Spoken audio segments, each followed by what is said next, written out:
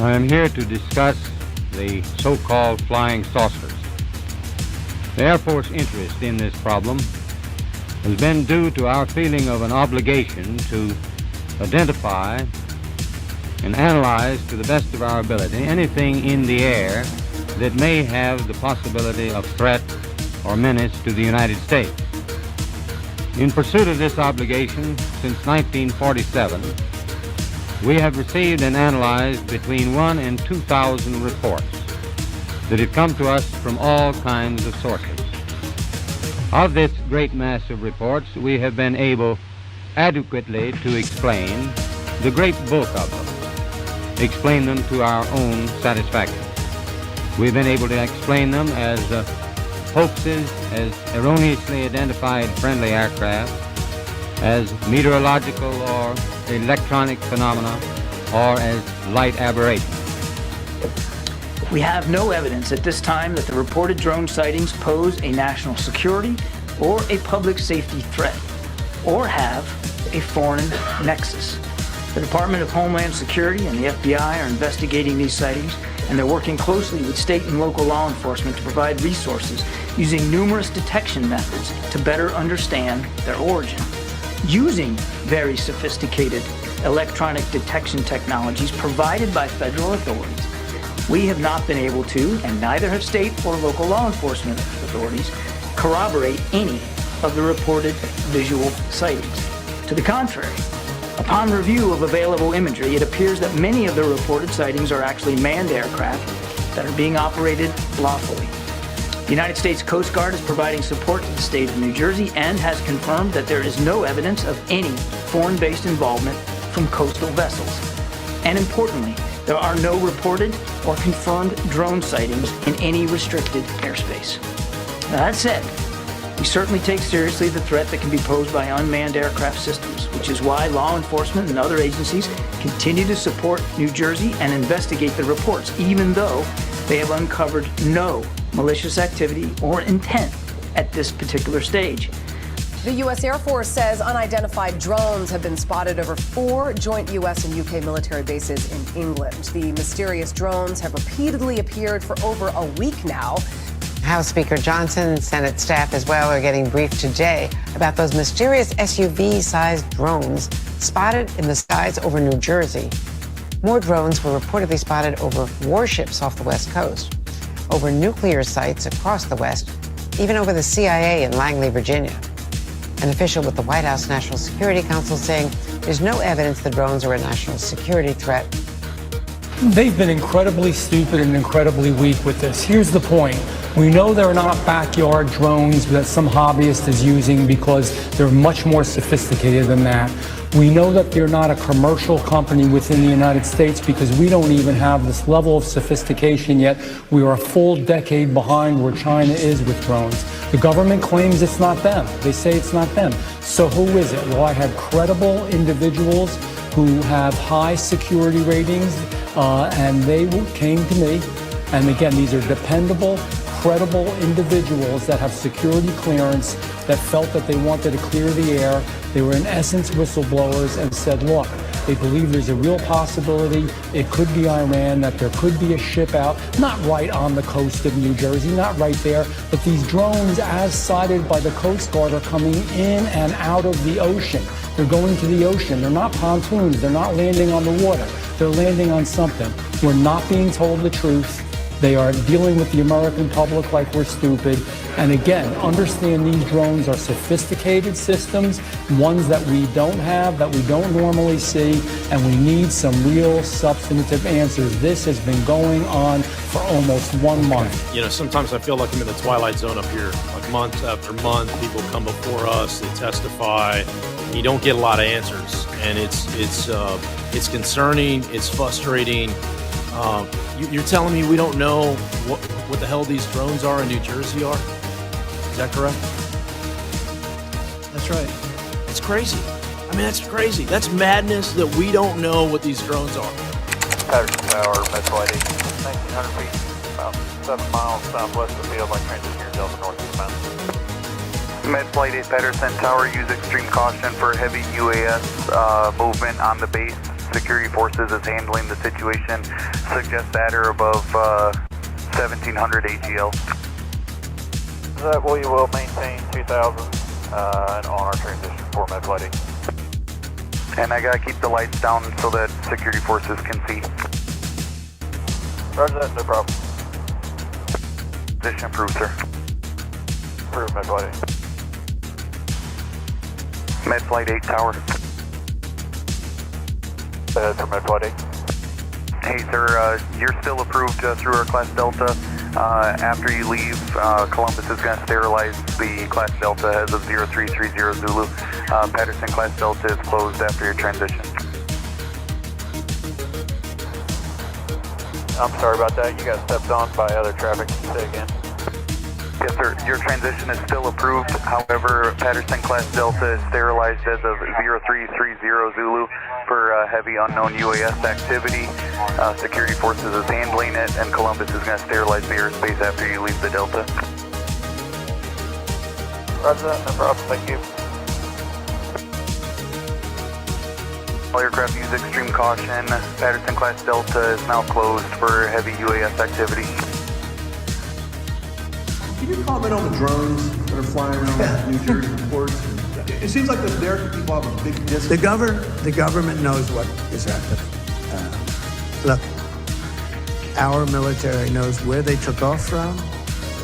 If it's a garage, they can go right into that garage. They know where it came from and where it went. And for some reason, they don't want to comment. And I think they'd be better off saying what it is. Our military knows and our president knows. And for some reason, they want to keep people in suspense. I can't imagine it's the enemy, because if it was the enemy, they'd blast it out. Even if they were late, they'd blast it. Something strange is going on. For some reason, they don't want to tell the people, and they should, because the people are really I mean, they happen to be over Bedminster. I want to know that they're very close to Bedminster. I think maybe I won't spend the weekend in Bedminster. I've decided to cancel my trip. Have you received an intelligence briefing on the drones? I don't want to comment on that. Have you been? Do you have any reason to think they're?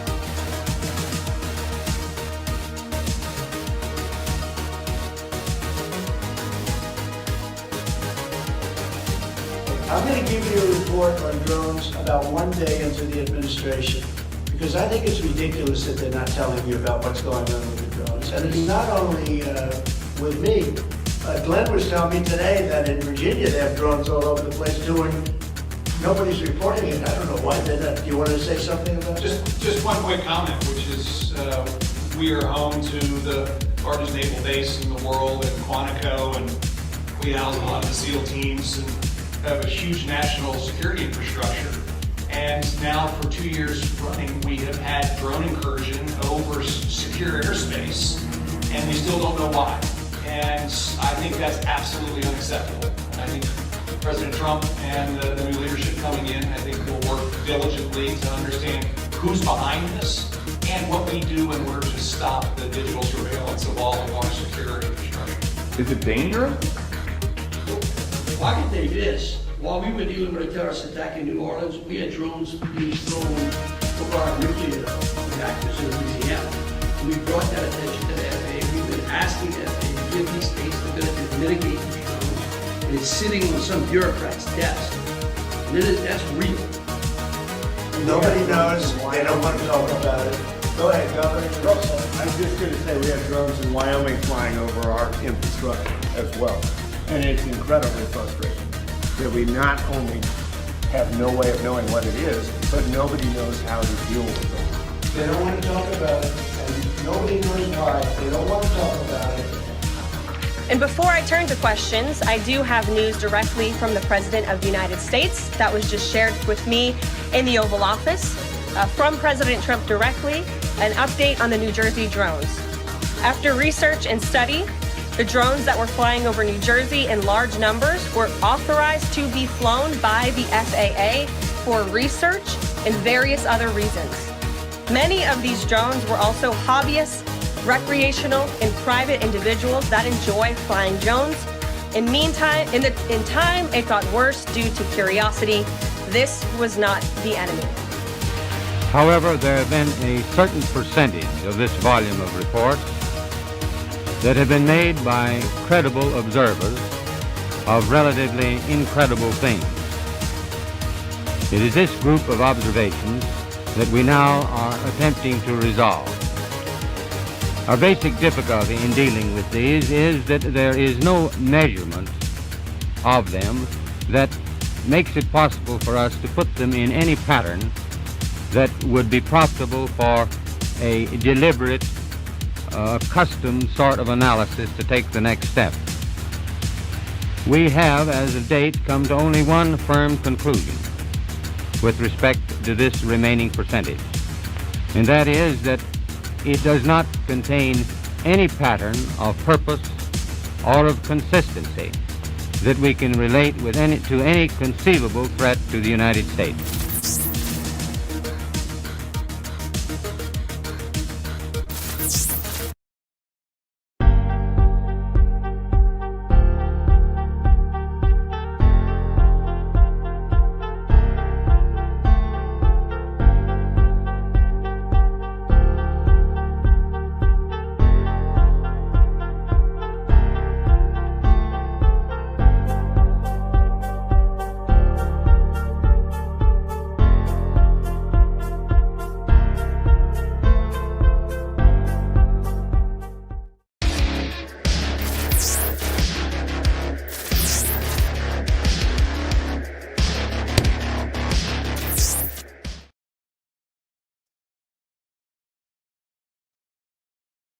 That was strange. Well, welcome to Through a Glass Darkly Radio.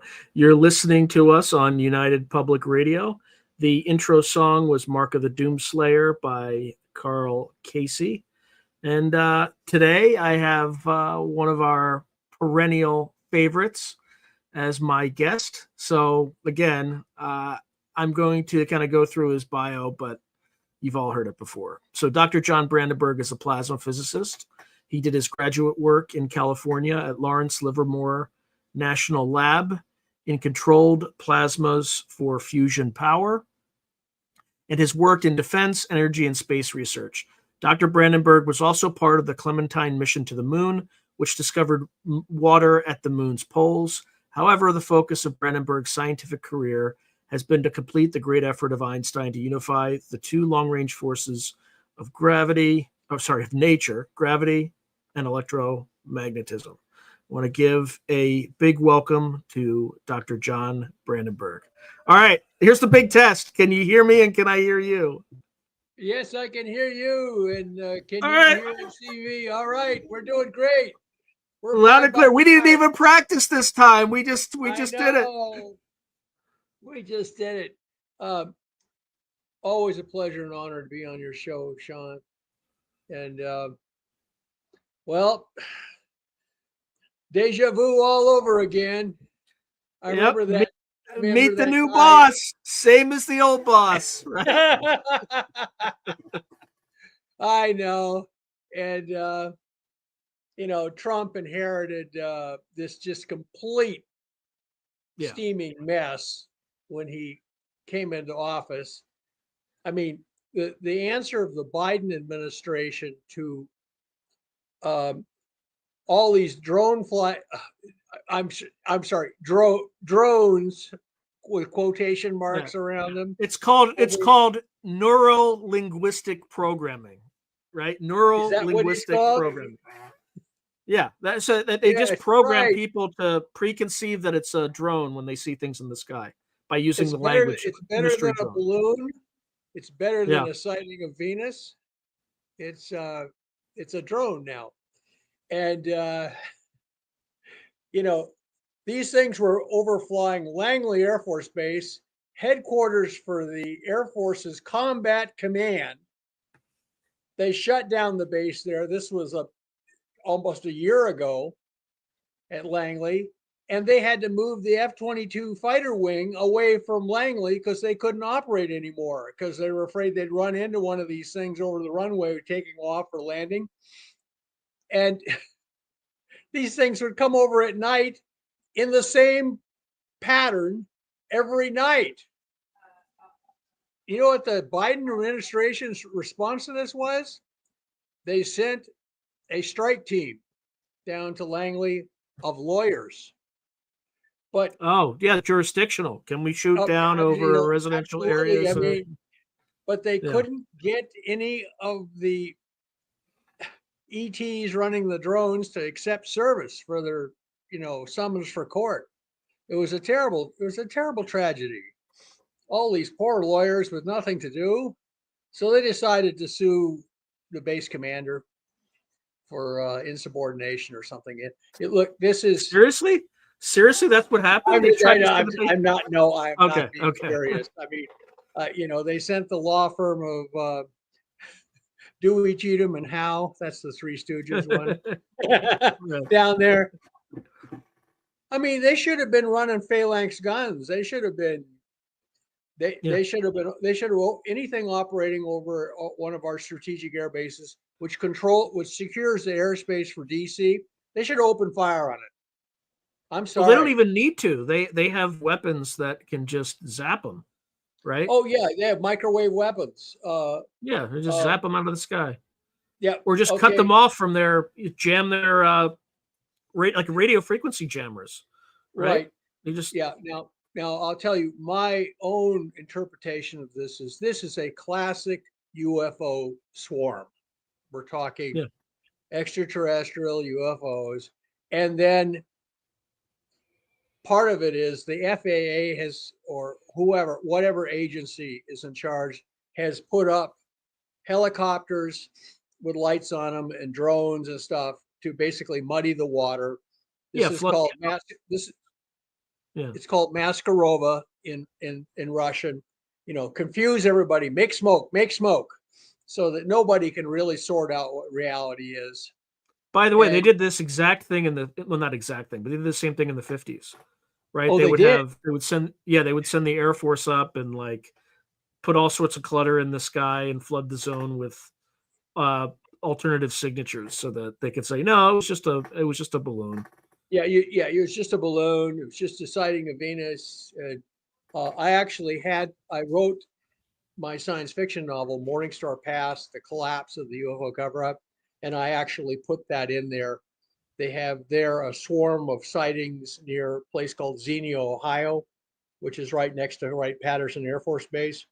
And in the middle of these special forces operators their task is if a UFO crashes, they're supposed to cordon off the site, tell everybody to move along, and secure the saucer, do whatever they have to do, and then get it out of there before anybody notices, hopefully before daylight.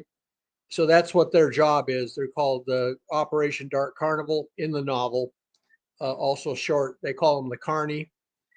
And so the Carney is operating there, waiting for something to crash. And they noticed some people launching balloons with flares on them in the middle of this big UFO swarm. And their reaction is extreme anger. So they follow the car that launched these things out to this broken down farmhouse out in the countryside with a house trailer parked on the front of the abandoned farmhouse. And they go up. These guys are big guys, big trench coats, hats, classic G-men. They go pound on the door, and the door opens, and it's the rival agency in the UFO cover. And they say, "What the hell are you doing?" And the guy just says, "Well, we're just following orders. It's a disinformation op. We're supposed to launch balloons, and so we can always claim it was balloons with flares on them." And so I have that in the novel. And the U.S. government, after 80 years, has gotten to be they have a whole department devoted to this. Yeah, they're not as good. They're not as good at it as they were in the 50s, though. Like every single excuse that they had was so dumb. Even this one is also exceptionally stupid.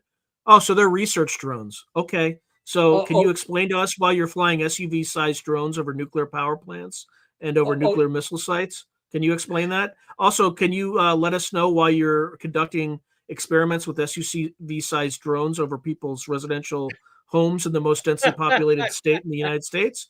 Can you explain that? Because we didn't sign that. That sounds kind of illegal to us. Yeah.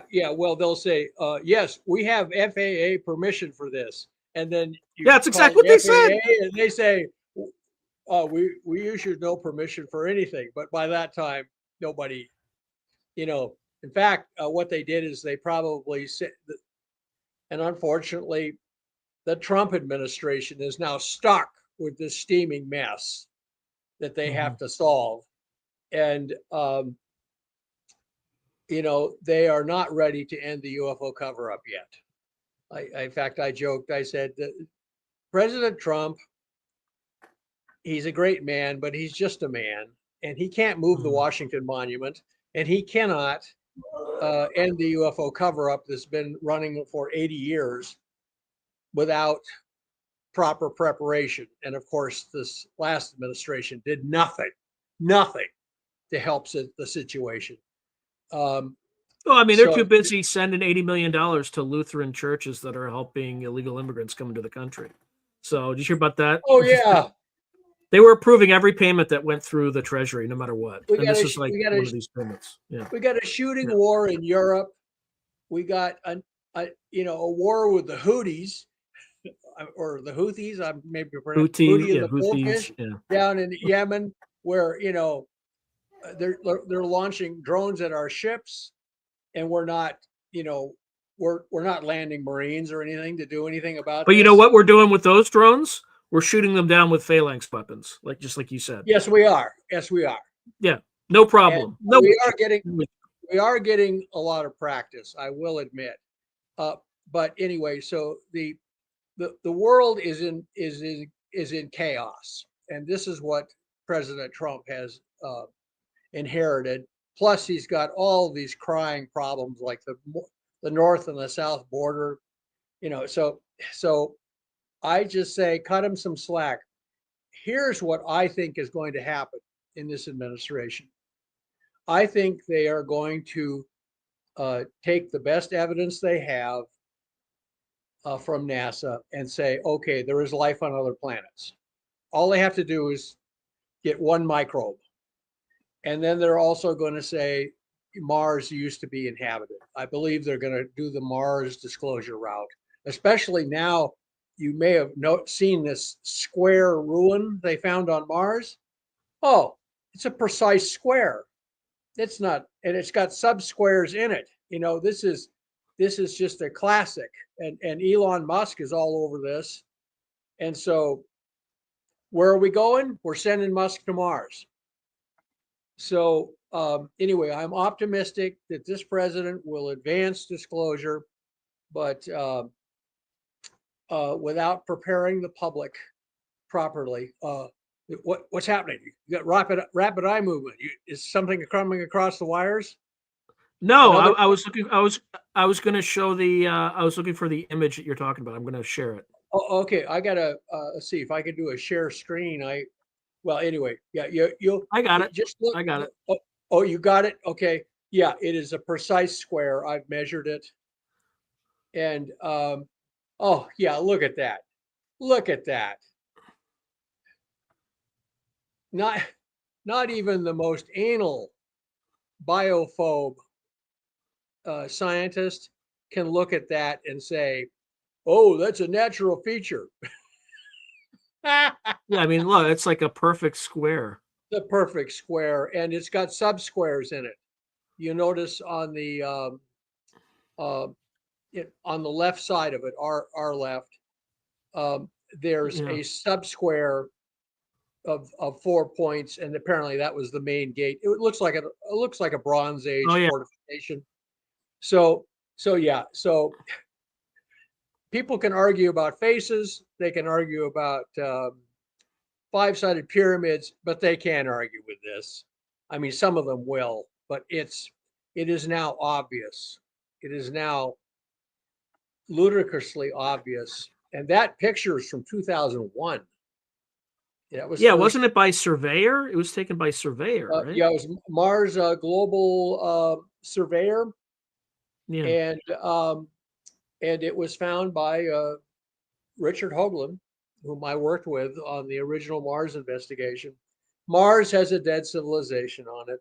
What's fascinating is that the civilization apparently, I mean, it's a perfect thing to do disclosure with because they're dead. They're not a threat to us. They're Bronze Age, apparently. They didn't have fangs. They didn't have horns. Their faces look like our faces. They don't look like the gray aliens. They don't look like lizard men. They look just like human beings. So this is the way I believe this administration is going to break it to the people that we're not alone in the universe and that there's other intelligent life by showing them a dead primitive civilization rather than talking about somebody buzzing through our airspace, mutilating our cattle and abducting people. They're gonna go this route. And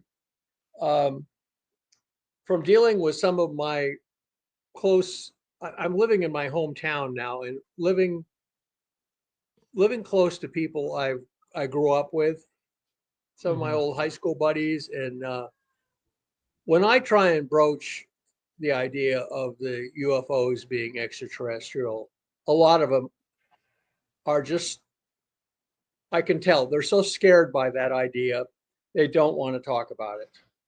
One of my friends just says, "I'm not going down that rabbit hole. I'm not going down there." So we have to understand there's a certain group of the public that just cannot handle this, not even yet. And so the best way to introduce this is a dead humanoid Bronze Age civilization on Mars. and that's what I think. And introduce it first by just saying, oh, we found life on Mars, strong evidence of life on Mars, and then finally strong evidence of past Earth-like conditions and a civilization on Mars. That's what I think the formula should be to break this to the public. And that also automatically means we have a Mars program. We're going to go to Mars and land there at the sites of these ruins and find out what exactly happened up there. It looks like there was a thermonuclear holocaust. I published a scientific article with all the scientific data that supports that. One of the things I have done in my career, I concentrated on Mars because on Mars you can get data that is, you can establish circumstantial evidence for certain things using scientific data that's published by NASA and everything like this. You got NASA registered pictures instead of some guy running out of his garage taking a picture with his cell phone of some bright light in the sky. You've got pictures where they have the sun angle, the time of day, the orbit it was taken on, et cetera, et cetera. You've got really scientific data. I complained to a good friend of mine, Don Ecker, once. Yeah. Who's a great guy. And I said, I need to have Don on again. I need to have oh, Don you got to have again. Don on again, And I told him once, this was like 20 years ago, I said, Don, the problem with ufology is there are no facts. There are only reports. But on Mars, you have what the best kind of facts we could get, scientific data. Oh, I ran another thing by Don lately. He's a former Green Beret, and former cop, and also former editor of UFO magazine. And I said, Don, they've changed the name of UFOs to UAPs. And I said, being a writer, I know exactly how this happened. Some guys were sitting around a table one night in the Pentagon with a rum bottle, and they decided to come up with a name that would convert all ufologists into you-apologists. So I told him that, and his response was about 3 minutes of stuff that I cannot repeat on air because of the women and children who may be listening to this broadcast. So, but whatever it is, I'm sure it was spicy. It was spicy and pungent and pithy. So, but anyway, so I wrote a novel about all of this, about the collapse of the UFO cover-up. And I had learned in Washington, D.C., what a chamber of horrors parts of the UFO cover-up are. The government is not only covering up atrocities by the aliens, but atrocities by itself in order to keep the secret. I mean, we turned it over to the cloak and dagger people. And so we have to realize that one of the things holding up disclosure is the government itself has a lot of dirty laundry about this. And so, in fact, I will put it this way. I regard some of these beings that we're encountering from outer space that, I believe they exist, those little short gray guys, that they are a mortal threat to human existence. However, we seem to have a stable situation. And don't ask me all the details because I don't know them. But for one thing, we have enough nuclear weapons on this planet to actually blow it up before it can be captured. And do they still work though? Because they haven't been tested since 1992. Look, I don't underground even know testing about nuclear weapons, but I know you could build a nuclear weapon that you can light with a Ronson lighter with a fuse. And you can make an atomic bomb, do that, and isn't there some radioactive decay that like you constantly have to reprocess some of the fuel on some of these? Oh, warheads from time to time? you can design nuclear weapons now that don't require that, and they work just fine. And since an atomic bomb is required to set off a hydrogen bomb, the atomic bomb is basically the detonator on the hydrogen bomb. Once you can run the detonator with just a long fuse and a Ronson lighter, you can do the same thing with a hydrogen bomb. We can also, so we, you're going to have to respond to this when you finish your thought. Okay. We were talking about this earlier. In Dune, the saying was, he who can destroy a thing can control a thing. Mm-hmm. If we're willing to fight to the death and blow up the entire planet to prevent the Greys from having it, then they can't have it. Yeah. Because humans are fine with fighting to the death, especially with an enemy like the Greys, who are the scum of the galaxy. And so now also we have friends, apparently, reportedly, we have these friends who are basically just human beings like us and act just like us, only they have starships and we don't. So we have to, but blood is thicker than water in the cosmos as well as on Earth. They apparently are helping us because they view us as kindred. And I said, well, they're human beings, so they'll probably send us a bill later for protecting us. But anyway, that'll be another. But in the meantime, I wrote this novel where and these women are news anchors. They're both gorgeous. One's Asian American, one's this bombshell blonde, and they not only bring down the UFO cover-up, they vaporize it. Them and a bunch of angry cowboys out who are tired of their cows getting mutilated, so they bring down in the middle of congressional hearings that the women have finally gotten emergency congressional hearings complete with a pickle jar with a dead alien in it on the conference table. I mean, that scene is in the novel, and right in the middle of that, the cowboys out in near a place called Morningstar, Colorado, where there's an alien base nearby, they bring down a saucer, which is trying to mutilate one of their cattle.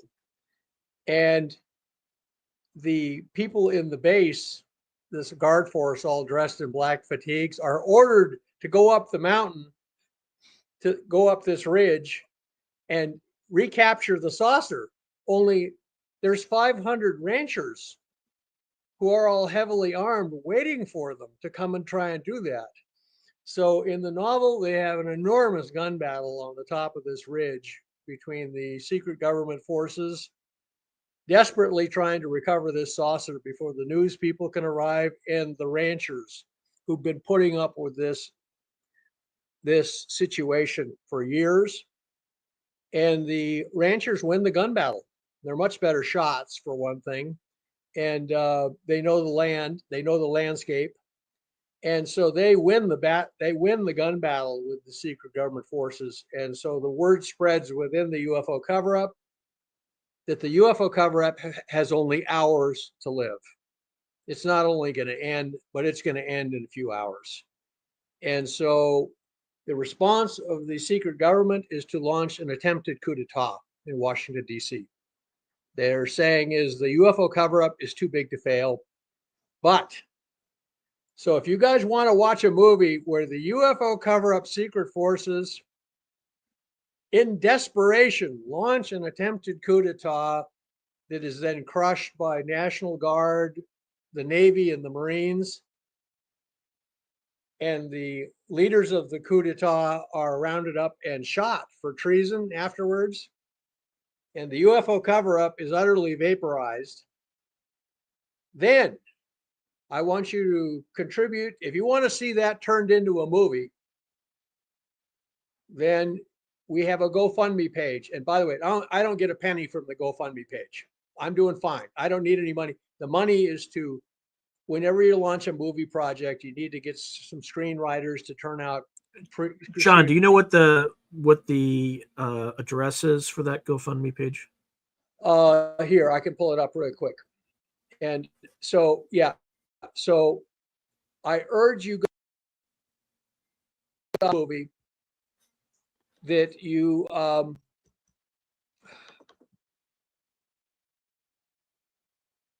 let's see.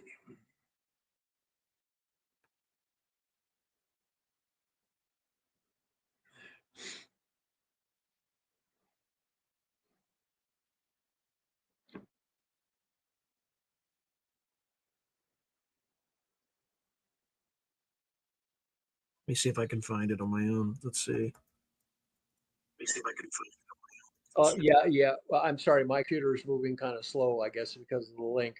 Um, um, I'll have it for you just a second. It's just a standard GoFundMe page. I don't get it 1 penny from it. All the money goes to basically to my buddies in Hollywood who are launching this project. And by the way, I'm happy to report that this was the Hollywood characters got the idea that this should be made into a movie. I actually thought about it, but the people who are actually launching this project are Hollywood people. And so we're going to make this into a movie. And okay, it's GoFundMe. You think you can type it or something like that? GoFundMe. I will. Period. I just have to. Yep. Okay, it's just GoFund period me, and then it's backslash then 67023 and then lowercase e 3D. All right, let me make sure it gets me somewhere. Here we go. Okay. Did you get it? It should have a picture of a blonde looking at the sky. Yeah, the problem is when because I was just gonna type it in and then copy the link, but the link here. So I'm so repeat that again. Yeah, it's GoFund.me /67023 lowercase e 3 lowercase d. So it's 67023 Echo 3 Delta. That look right? You got it? Yeah, it's on the scroll bar. Oh, okay, great. So I'll keep that up periodically during the course of the discussion. Oh, in fact, I'm sorry. I realize now I can just cut and paste or. No, I tried that. Oh, you did. Oh, you did. Okay. Yeah. You see, you probably just saw what I saw. That's why I asked you to repeat it. Oh, okay. Well, anyway, okay. So now I want here's what everybody it should look to like. consider putting in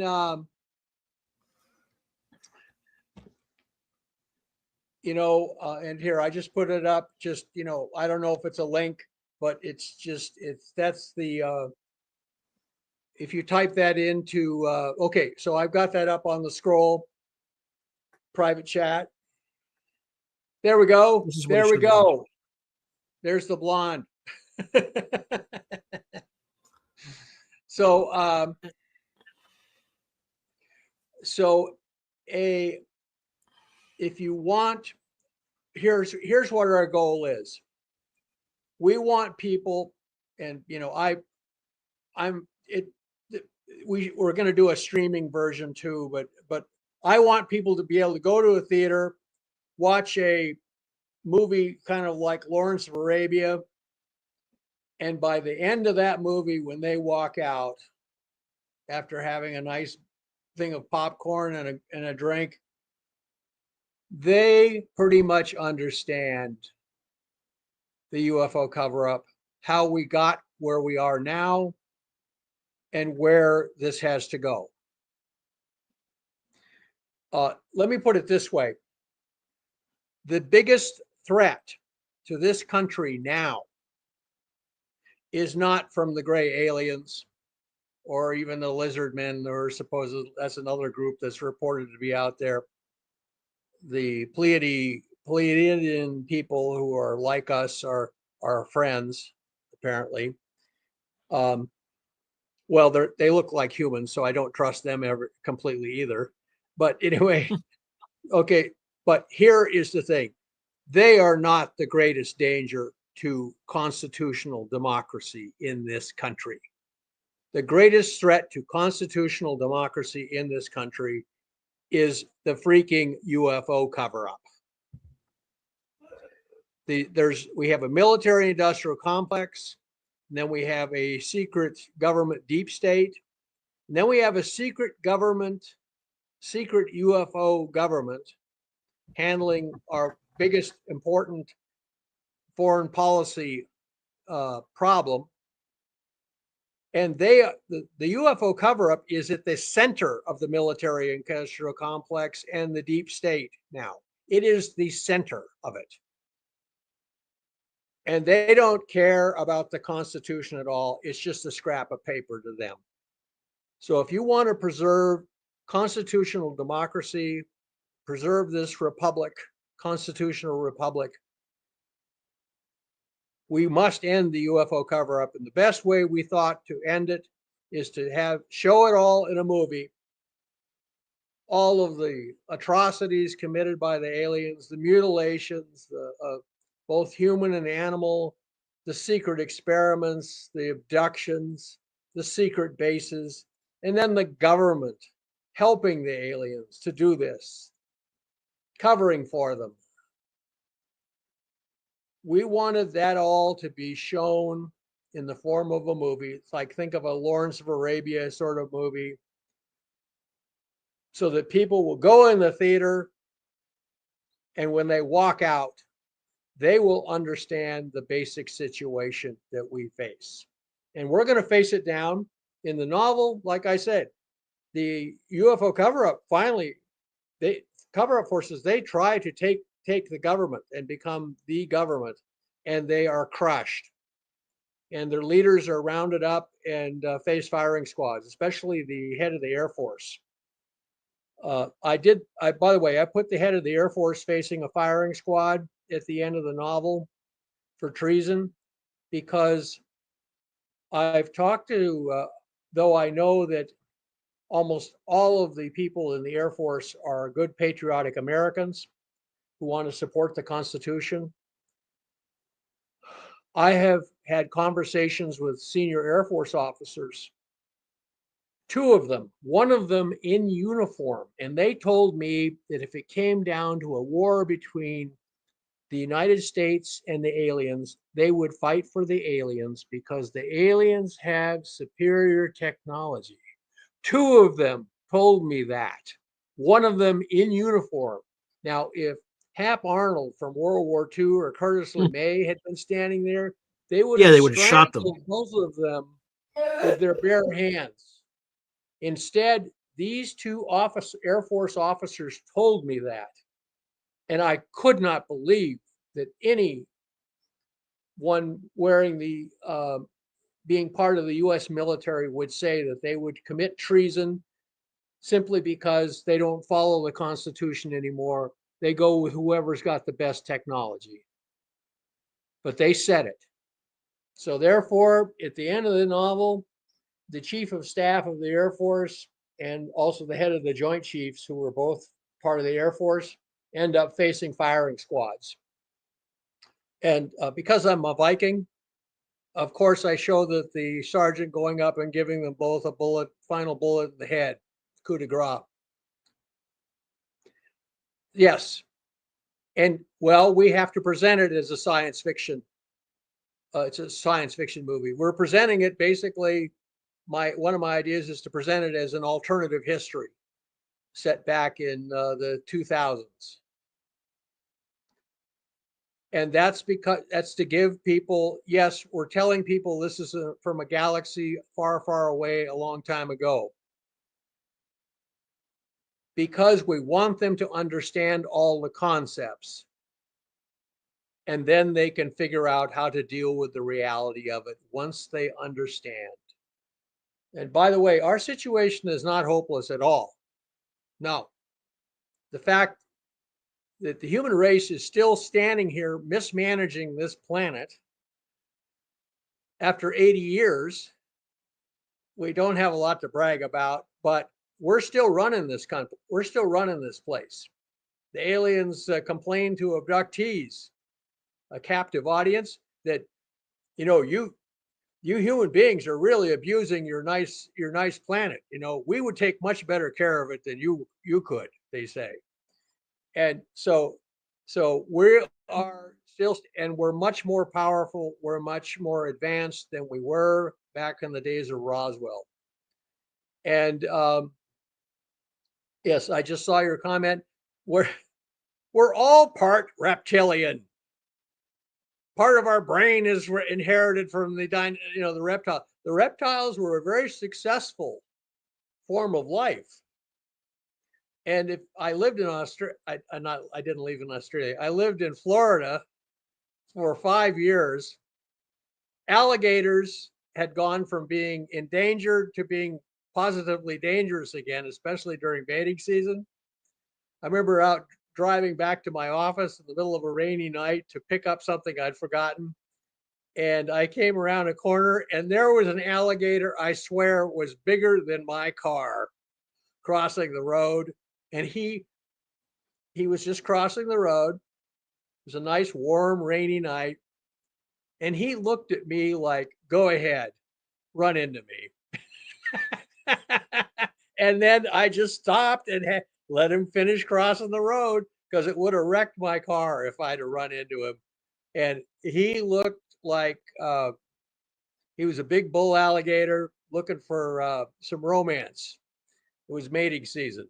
And so the reptiles were very successful, and they dominated the earth till the dinosaurs were wiped out by an extraterrestrial intervention, as it turns out. A big asteroid hit. So anyway, our goal is to make this movie. Yes, it'll be science fiction, because we're giving people separation so they can think about it a little objectively rather than being absolutely terrified. Because that is the reaction of a lot of people. They're terrified by this whole situation if they think it's real. But if you give it to them as science fiction, even if it's like Lawrence of Arabia with some pretty nasty scenes in it, they can handle it. And they walk out of the theater and then they know they've conceptualized everything. And that will help end the UFO cover-up and secure our constitutional republic. And we're going to do it. We're going to do this thing. We're going to get through it. Here's the choice I have. You can either live in denial and end up everybody under a secret UFO government, or you can face your fears and decide that God is more powerful than any aliens from outer space, and face up to your fears and face up to the truth. And then you can move ahead. And I swear to God, our future is going to look like Star Trek. In the Star Trek mythos, it was the Vulcans that arrived at Earth who lifted up the human race after a nuclear war and made us into something. And then if you remember Star Trek, the human beings were basic, terrestrial humans were a very important part of the Federation. In fact, the Vulcans were a little too philosophical, as it turns out. But the humans from Earth, we were Scotty, Kirk, Sulu, Chekhov, and of course, the lovely Lieutenant Uhura, they were out there charging around in the spaceship. Oh, and by the way, another character in the Star Trek you remember was Spock. His father was Vulcan. His mother was an Earth girl. So, and that is reportedly, I heard in Washington, D.C., by the way, when I worked there, this was in a classified building, a SCIF, classified place I was working. And the person who told me these things was a solid professional individual who was well respected in the organization. I was serving there as a scientific consultant. And he said to me that they knew that there were people walking around on the street who looked and acted and had the same blood type, the same genes as terrestrial human beings, but they weren't from here. And because of my everybody knew I had investigated Mars, people would confide in me these things. And he says, do you have any ideas as to how to tell them from regular human beings? Because they were worried about they were getting security clearances. And I said, well, and I was working on the novel at the time. I had this in the novel. I said, canine units, some good German shepherds. They'll be able to sniff them out. They'll be able to tell if they're from Earth or not. And he really liked that idea. And he came back a week later into my office. This is almost like like a comedy movie like Ghostbusters. And he says, I told the people I've been talking to about your idea who were concerned about this problem, and they really liked your idea and they're going to try it. This was back in 1992. So to give you another crazy story I heard, at Site 51, we apparently hosted some very human aliens, the Pleiadians, let's call them. And two of them were women. And they got bored and restless out at Site 51. And they could see the dome of light from Las Vegas in the distance every night. So they pestered their human hosts if they could go to Vegas for a day. So finally, the government people got them some nice outfits. And they went to Vegas for a day and took in some shows and, played the slot machines. They told them stay away from the poker tables because they're psychic. They could, and so then they were happy. And then they brought them back to Site 51. And that story to me is just crazy enough to be true. Other people said, "Oh no, that was some tall whites, and who apparently look like white typing paper," and I thought, no, that couldn't have been them because they don't like being in. They reportedly don't like being in very chaotic situations, like on the sidewalks of Las Vegas. So anyway, so there, it's just in the UFO field with so many stuff being kept secret. All you have are reports and rumors, and you have to. But that's, by the way, that's standard military intelligence. You know that. You have to come up with situation estimates based on the best data, scientific data, the best, the rumors you hear,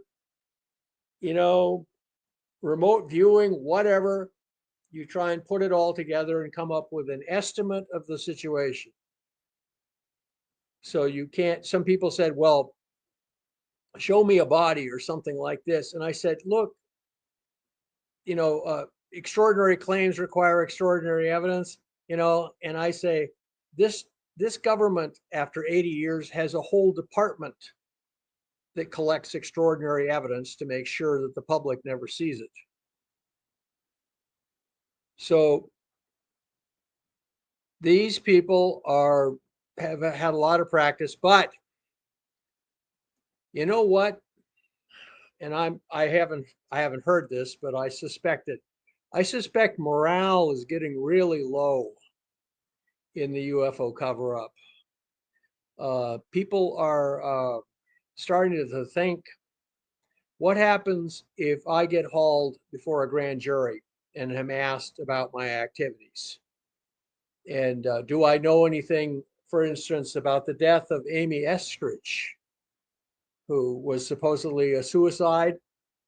They found her with one bullet hole in the top of her head near Huntsville.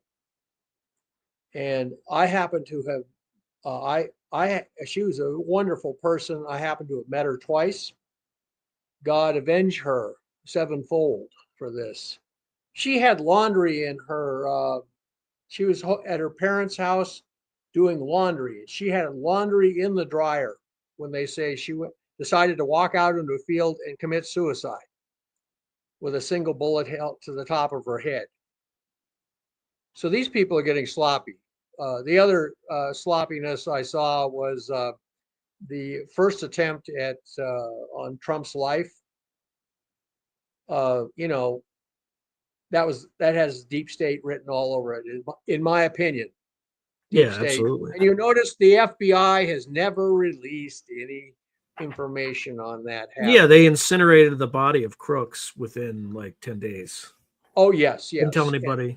They kept but you know saying, what? Oh, you know what though? They're finding out right now, aren't they? yes, they are. Mm-hmm. They are, and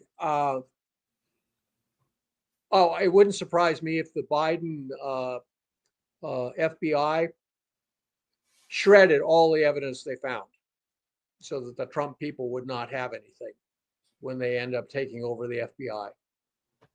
Yeah, but if you start Hopefully- prosecuting them, them for politicizing the FBI, they'll start turning on each other, because people who don't follow the Constitution and just follow their political masters instead are not honest people. So they'll rat on each other like that. That's all they have to do is prosecute. They'll start ratting on each other, and I myself, by the way, I mean, we turned this whole operation. When the UFO cover-up started, you could argue that it was necessary, and then it evolved and grew and became now so it is the principal threat to the American way of life now. Is not a bunch of little gray aliens. It's the people in charge of dealing with them who are the threat to the American way. I mean, of that's life. probably why you hear Air Force officers saying that they would fight for some non-human species instead of humans, right? Like, look, I'll be honest with you. I don't know who I choose. I mean, like, my government has lied to me my entire life. Why should I trust them?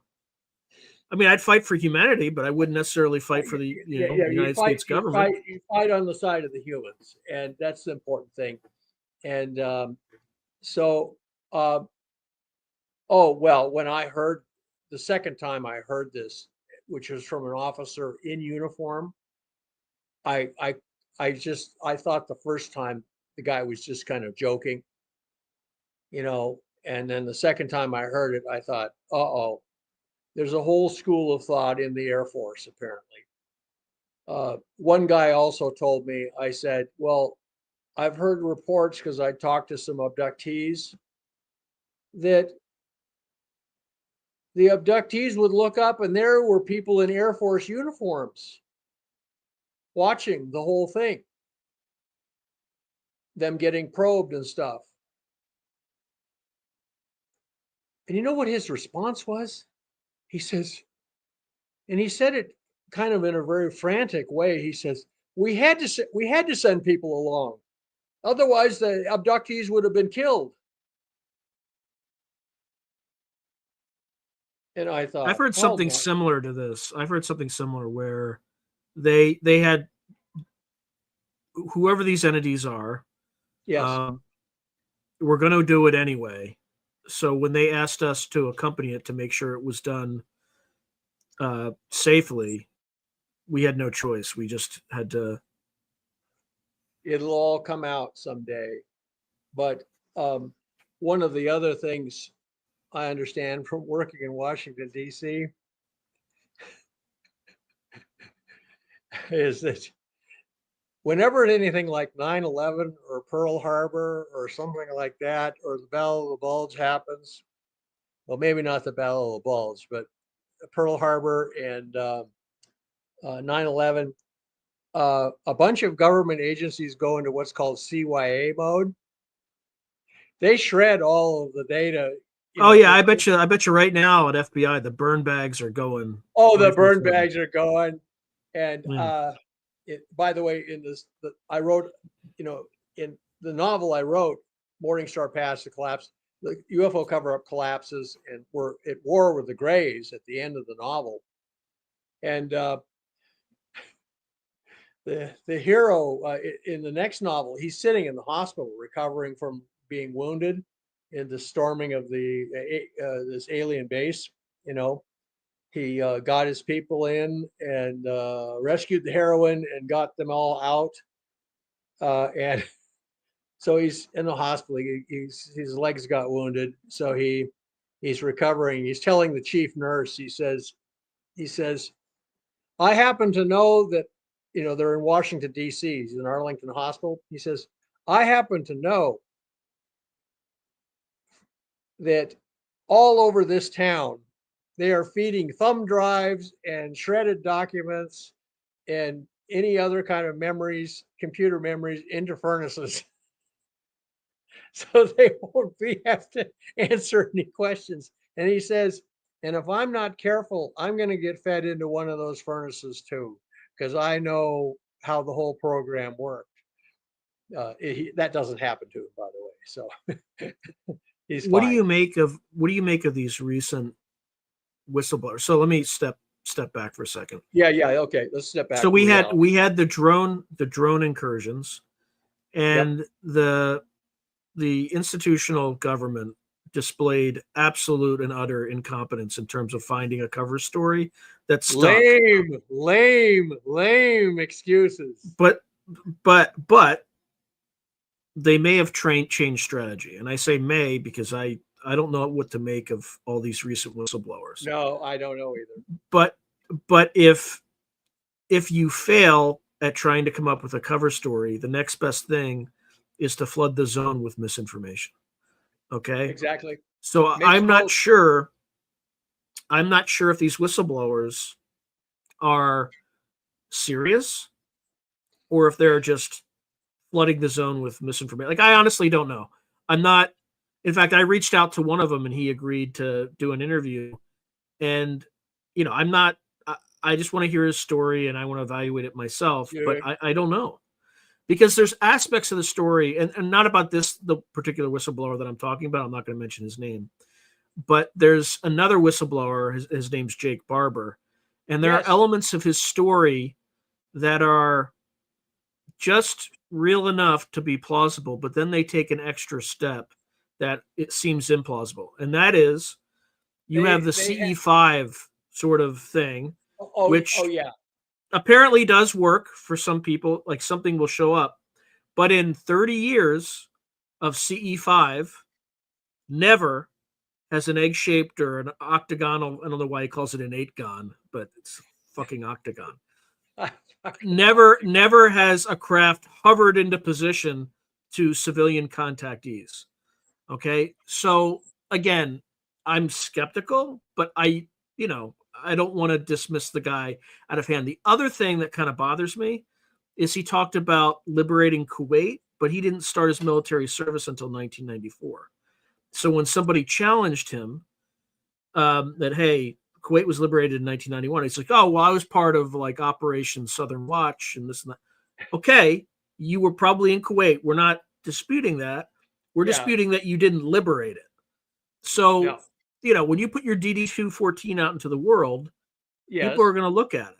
So anyway, there's like little discrepancies like that it's kind of like, we want to believe you, but first of all, Sean, I want to encourage you in your skepticism of just about anything you will hear from some of these people, because one of the techniques they use in the disinformation, we're talking the really professional disinformation, by the way, who were all trained by the British, who were veterans of World War II Well, it's how you discredit people in the community, right? You get them to believe right. some cockamamie story. They go full bore onto it, and then you got them. You got them. Yeah, right? what you discredit do is you give them information that has what's called a destruct package in it, so that you wait till they've swallowed it and then you push the button. And like, I'm not saying Jake Barber is part of this. He could be Yeah, we one of don't them.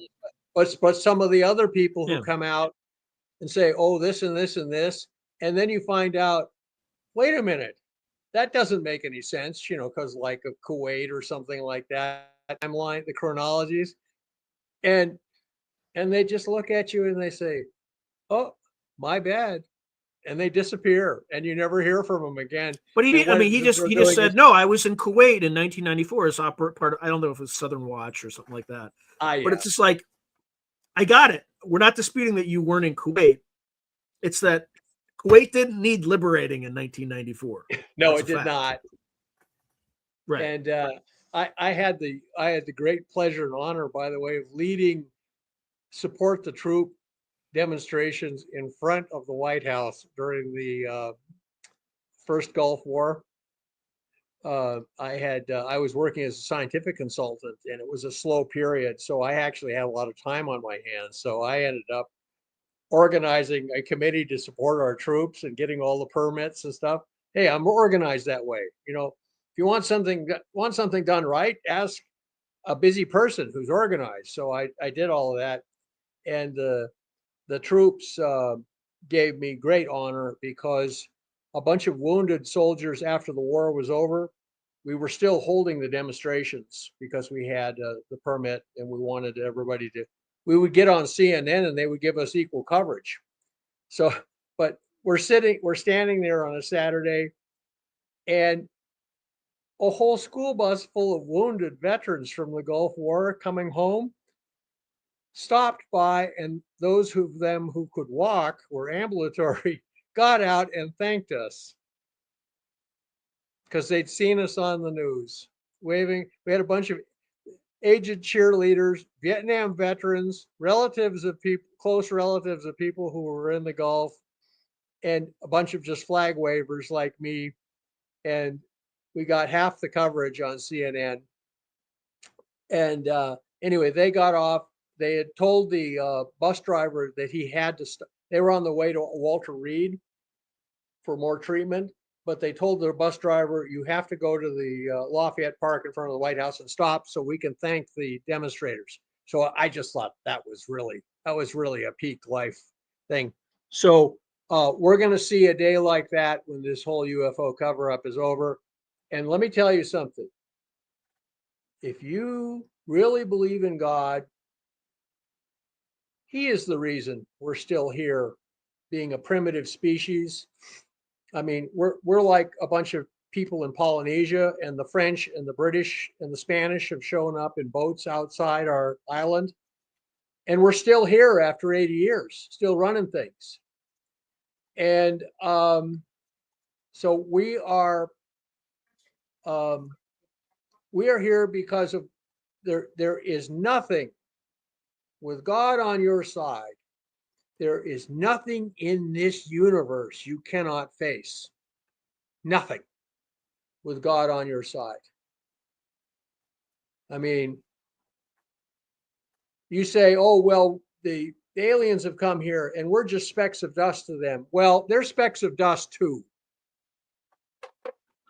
They are specks of dust too. And God is a lot smarter and more advanced in his technology than they are. So, and he's our buddy. So there.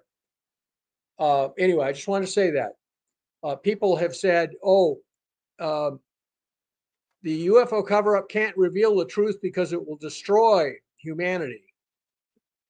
And I said, that's bullshit, I said. Yeah, like, how's that? We worship a God of truth. He is the ultimate truth. With God on our side, there is no truth in the cosmos we cannot face. And not only face it, but prosper it. That's why I say we're going to end up looking like Captain Kirk on Star Trek. And with Nurse Chapel and Uhura sitting, both of them sitting on our lap. So I just think that we should view the future with great courage, great toughness, and great wisdom.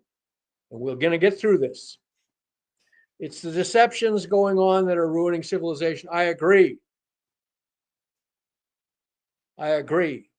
It's the deceptions now that are the biggest threat to humanity as we know it.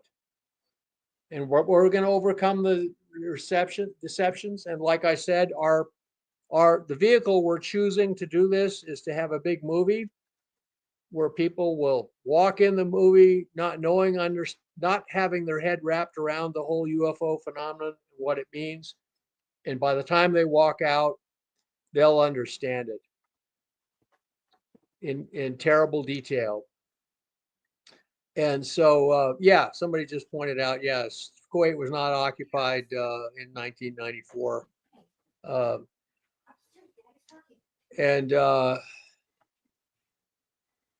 So in the meantime, some people want to believe no matter what, right? But there are certain things that people will say that just make, like Stephen Greer, for instance. I've never interviewed him. I may interview him someday, but I had lunch with him once. The thing that made me highly skeptical about him, was when he said that I think Stubblebine. He didn't mention the guy by name, but I think he was talking about Albert Stubblebine, and who was the head of Army intelligence. He said that Stubblebine offered him $1 billion to stop talking about the UFO topic. Only $1 billion? Oh, that's just pocket change. John, what would the U.S. government do if they were threatened by someone talking about a classified topic? What would they do to make them stop? They might steal their running shoes, and say, if you wanted to see these running shoes ever again, quit talking. Yeah. No. Or they might be an auto accident from some gangbanger in Oakland, that may have gotten $10,000 from they stop at a stop shady sign character one somewhere. day and somebody walks up and shoots them, and it's dismissed as just one more routine act of violence in the city, But regardless, when I heard that, I knew that he was compromised. Now, some of the stuff he might be flooding the zone with might be true, right? But he's a servant of the intelligence community. It's obvious. He is. Yeah. I asked him at lunch, and it wasn't just me. It was Vince DiPietro, who was one of the original Mars explorers, Face on Mars guys. Yeah. By the way, it was $2 billion. I was wrong. It was $2 billion. Oh, it's $2 billion. Oh, $2 billion. Oh, that makes it even more remarkable that he would I can see him turning down $1 billion, but not $2 billion. No shade on him. It's just, I'm just taking that statement, and that's the statement by which I was just like, I don't. Oh, here's the statement he made to us.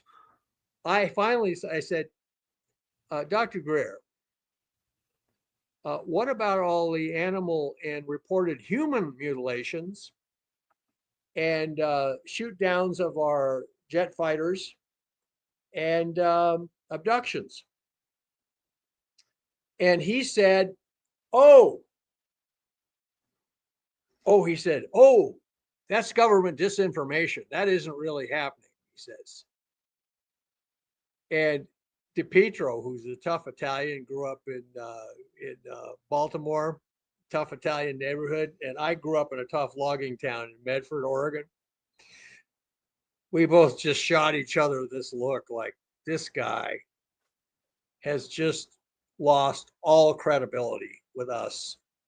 And so we basically thanked him for joining it. He'd come to join us for lunch, and we said, no, we're not going to be on your show. I'm sorry.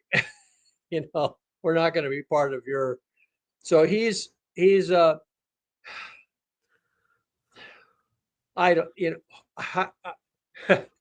I sat there and listened to a guy named Stanley Moore, who was the guy who originally leaked the MJ-12 documents. I sat there with about 1,000 other people in Las Vegas and listened to him explain that he had been a government agent helping to drive Paul Benowitz insane. Well, basically, he said he wasn't driving him insane. He was reporting back to his government handlers, Moore's handlers, that Moore was getting classified stuff from the government. So he wanted more class. So he would do stuff for him. His job was to report on the progress of their operation to drive Benowitz insane, so that no one would pay any attention to what he said. And Benowitz was one of the first people to talk about the military clash at Dulce. And I realized, okay, this whole session where this guy, this government agent, self-confessed government agent, has gone out at the podium and fallen on his sword to try and persuade us, it was pay no attention to what Paul Benowitz said there. And so that made me think, oh, Benowitz must have been right on the money. Before they put LSD in his toothpaste and drove him insane. And so, so I have seen people who were self-confessed government agents talk about driving people insane. And I have no doubt that they have killed certain people they thought were, well, my own experience is the government usually approaches you first and says, taps you on the shoulder and says, we don't want you talking about this. And I worked in Washington, D.C. for 15 years and had high security clearance. And, I always tried to follow the rules. And, but I was never read into the UFO program. In fact, what was fascinating to me was that because of my Mars background, people would confide stuff to me around the coffee machine and the water cooler. And so what I did is I took it all and put it in my novel, Morning Star Pass. And as I was leaving, I went through 9/11 in Washington, D.C. I was a single parent, unfortunately. My second wife, unfortunately, had a breakdown and left us. And so I had to raise two small children by myself. And so I had gotten a job in Kennedy Space Center down in Florida.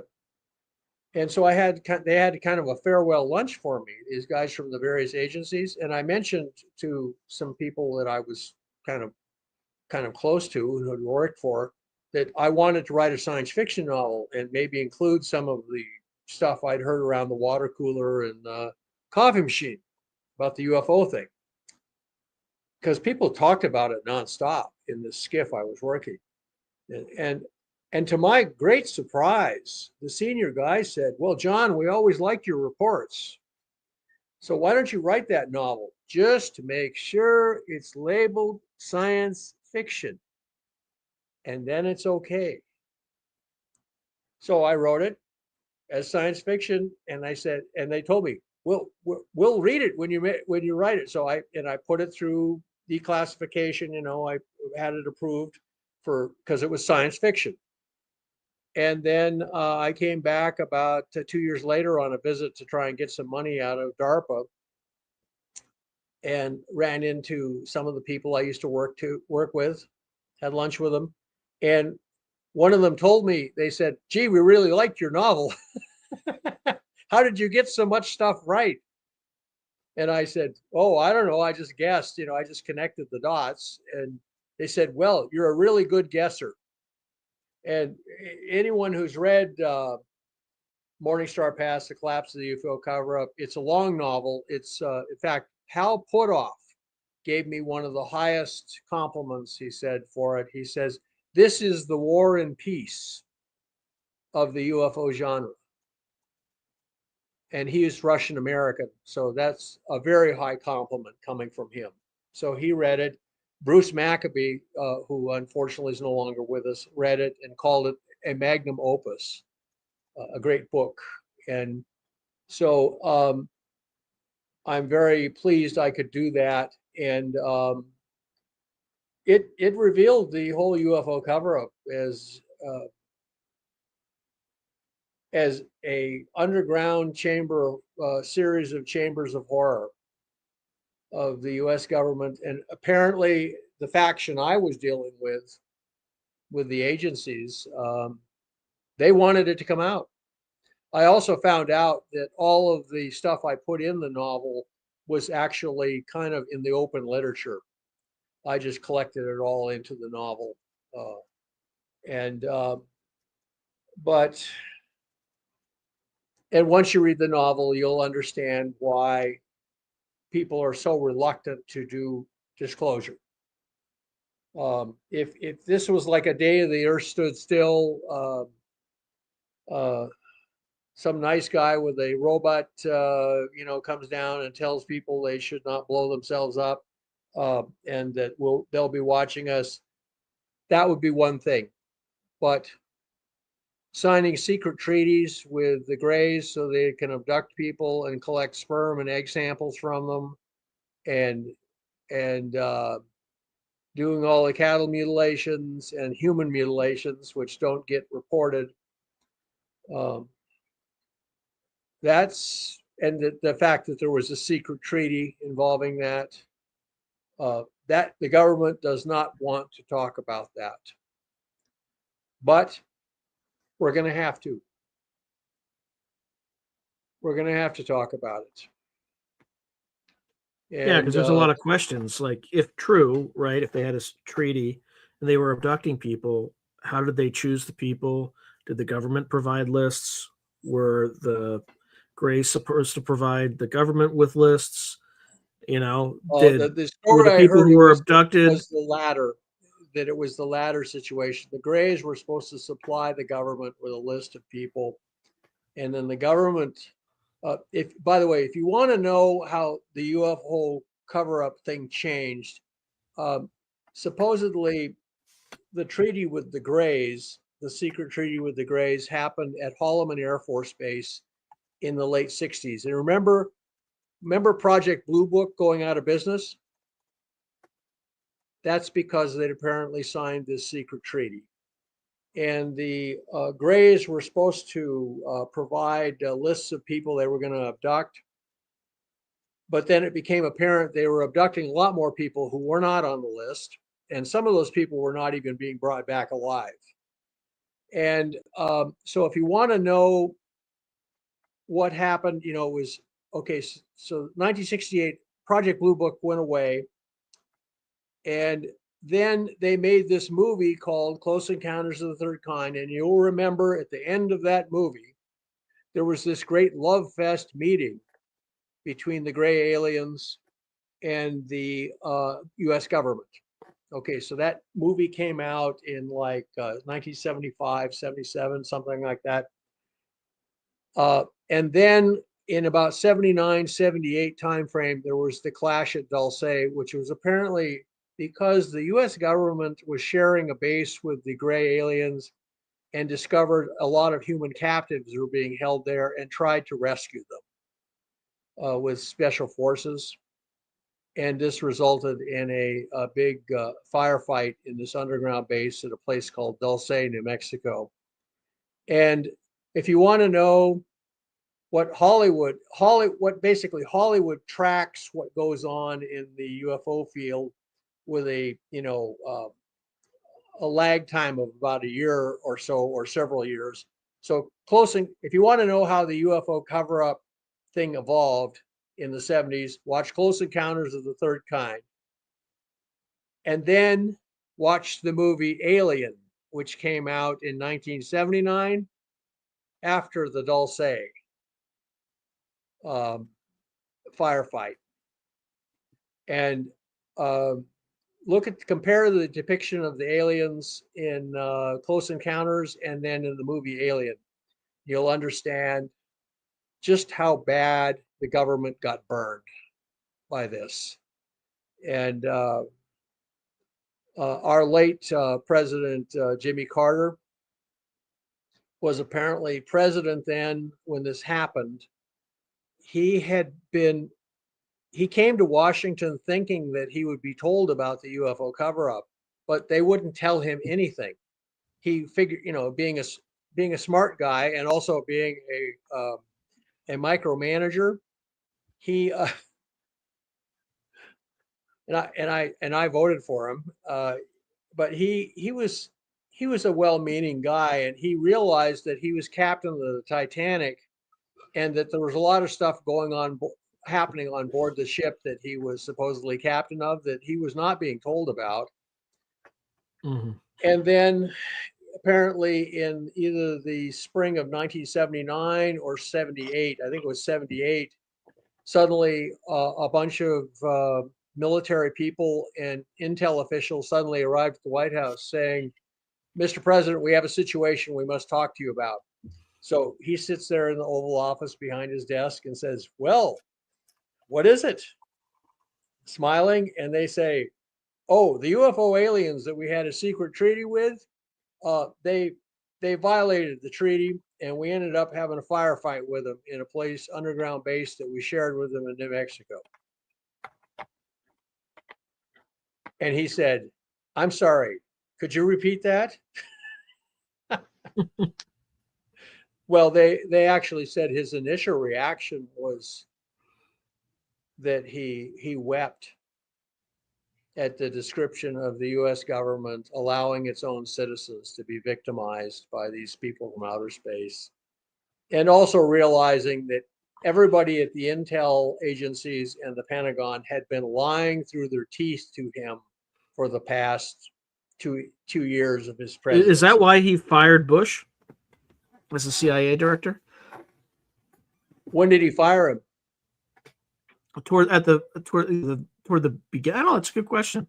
Let's see.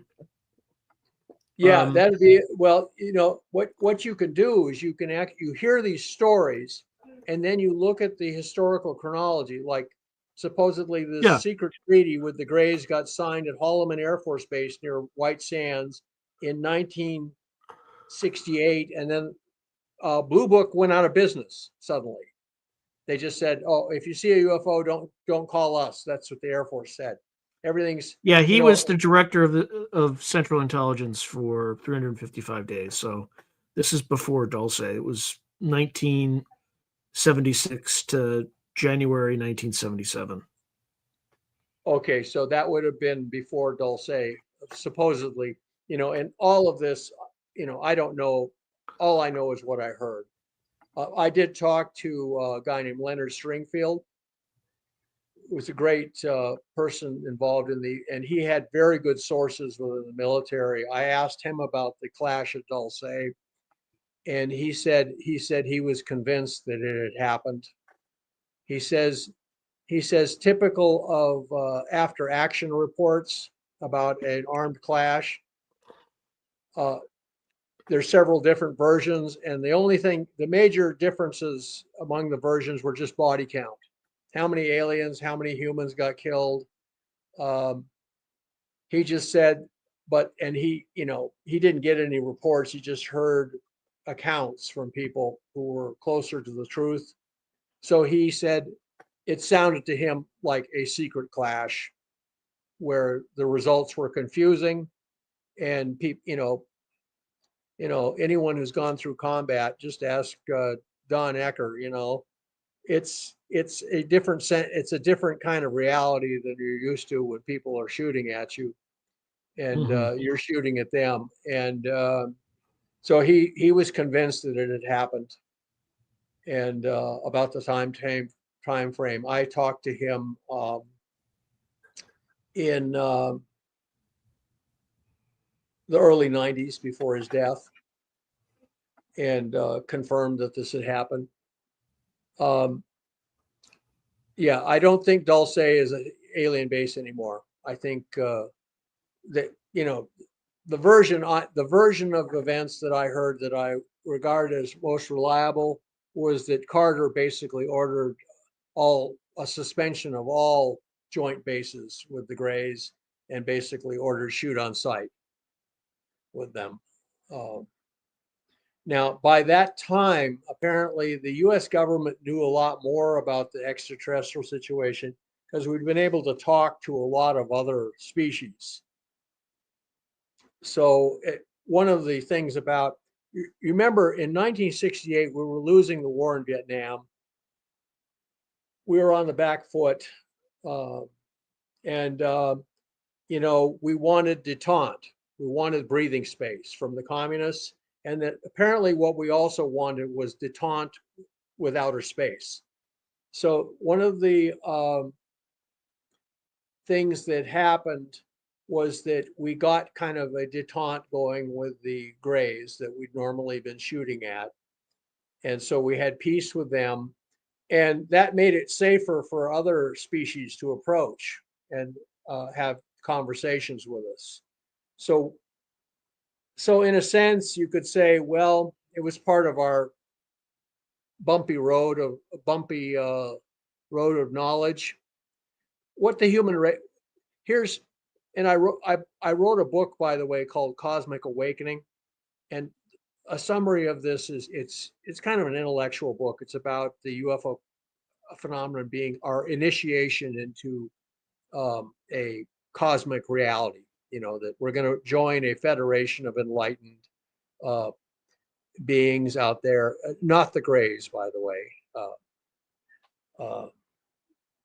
If you, just like you have on Earth, you have a Great Britain, you know, a France, you know, a Russia, and you also have a North Korea.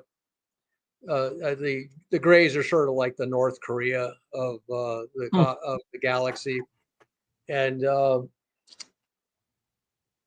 it's a situation where. So I wrote this book called Cosmic Awakening. It's available on Amazon.com, and you know, it's my understanding, it's my estimate of the situation, cosmic situation, and you know, it's not so much sensational. It's a kind of a intellectual book, I'll admit it, and but this is part of our initiation into becoming a member of an enlightened fellowship of nations out in outer space. That's my belief. And that's why I say the future will look like Star Trek. We're going to be asked to join the Federation in a while and come under, we're already kind of under their protection, is my understanding. So that's good. And what we've done, Sean, we've muddled through. One of the nice things about having the aliens shown up is that the Russians and the Americans had to have, not only was there a secret treaty with the Greys and maybe some other species who were more positive than the Greys, but we also had a secret treaty with the Russians saying, if the Greys invade and try and take this place, we'll blow up the planet rather than let them take it, right? And the Russians said, da, pravana. Yes, this is true. They understand what it means to, you know, people, you know, the history. If you're a Russian and you remember the Mongol conquest and the war against Hitler, and then not only that, but the war against the French, the worst of all, were the French, and all those rich sauces that they tried to introduce into Russia. So if you know, and you know, we know the Russians can fight; they can fight. So I I mean, they stood us off for, you know, almost 70 years. So you got to give them credit for that. And how did the Cold War end? The president who followed Carter was Reagan, and he said 4 different times. He says, "Oh, I've often wondered what we would do if we were threatened by an invasion from outer space. Wouldn't we reach out to the Russians and the Russians reach out to us and have end the Cold War?" He said that 4 times. The first 2 times he said it, and I grew up in Oregon, which was to the north of California. We were used to Ronald Reagan doing kind of a little bit of hyperbole. Mm-hmm. And but the first 2 times he said it, I thought, this is just Ronnie. And then the third and the fourth time I realized, oh no, he's maybe getting us ready for something. And guess what? The Cold War ended. So it looks like we had a de facto alliance. The alliance that had been secret, that we had both agreed to fight the aliens together, became very kind of public by the end of the Cold War. What really convinced me of this, by the way, Sean, the Russian, when the Soviet Union was still the Soviet Union, their minister of defense was a real war hero named of Second World War. He started out as a commander of a T-34, rolled all the way from Moscow all the way into Berlin. And his name was Sergei Akhimirov. And he just looked like a regular fighting guy, war veteran. And Admiral Crowe, who was the admiral of the he was chief of naval operations. When the Cold War kind of ended, he invited Akhimirov over to visit the fleet. And here's Akhimirov sitting on the aircraft carrier with Admiral Crowe. And he looks like he's really enjoying himself. And they're watching this flyover of F-14s and F-18s. And Akhimirov is just grinning ear to ear. And I realized, we're allies now. He's looking on us just like, we Americans would see a bunch of British troops marching past. We would all kind of stand at attention and honor them. And he looked like he had exactly the same look. It was like, all right, this is going to be okay.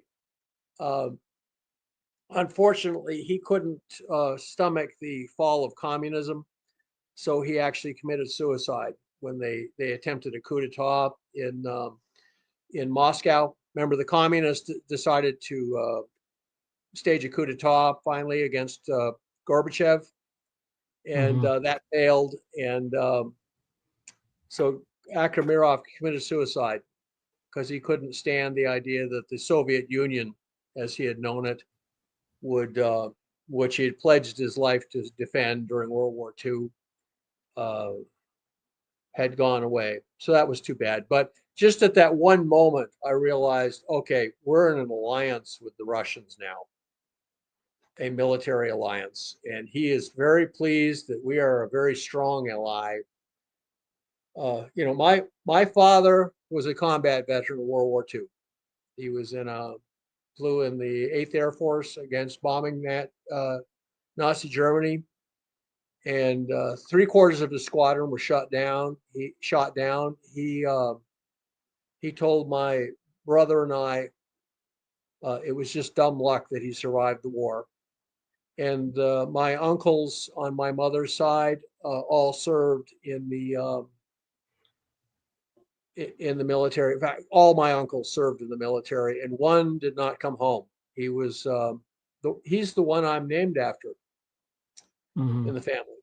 And he was killed in the Philippines in the last month of the war on the island of Leyte. And so I know we can handle. I know, especially Americans, and I know the Russians. We can handle this. We can handle this. Hey, the Danes may go to pieces when the UFO cover-up ends. They won't be able to handle it, though. Being Vikings, they'll handle it. But I know us Americans and the Russians, and I don't have much insight into the Chinese, the mentality of the Chinese at this point. I don't know what they'll do. As long as they don't cause problems, we'll be fine. But I know the Russians are good fighters, and if you ask me, okay, who do we need as an ally against aliens from outer space? The Ukrainians or the Russians? I'm sorry, that's a really easy one to answer. By the way, the Russians, and I've been to Russia, the Russians hate the Chinese.